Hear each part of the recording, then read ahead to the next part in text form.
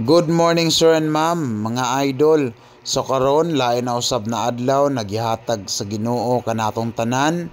So karong buntaga may matatag sayo tungod lagi kay gusto ta mag-exercise taliwala sa mga dakong problema nagihatag sa Ginoo sa tuwang kinabuhi na naatay complete spinal cord injury diin katunga sa tuwang lawas wala gi kusog tungod lagi sa ako ang injury unya sa inyo nakita mga idol.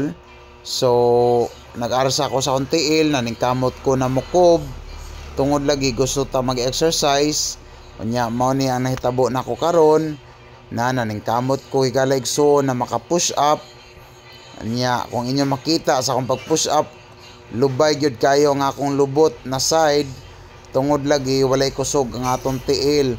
Pero bisan pa man nianang tanan na mga pagsulay wala ta mawad-i o paglaom na malampasan na ni nato tanan mo na nag-push up ko para sa na ako'y kusog sa ako mga kamot kaysa pagkakaron ako mga kamot may pinakagamit tungod kay mo ni moalsa sa akong lawas na disable. So mo na kung inyo makita, grabe kayo ang akong determinasyon. Bisan wala pa ko'y therapy, wala pa ko'y rehabilitation sa ako ang gibati.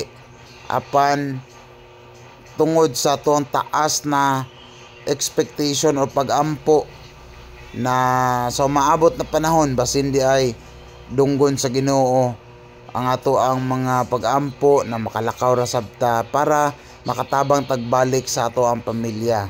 So mo na igala igsuon mo ni ang atong gibuhat karon kada buntag. So mo na salamat sab sa mga nagsupport diha sa pag-share ani na video para sab ma-inspire ang atong mga kaigsuonan na naay gibati. Dili ta paluya-luya, dili ta padala sa problema kay kaning tanan naay solusyon. Daghang salamat.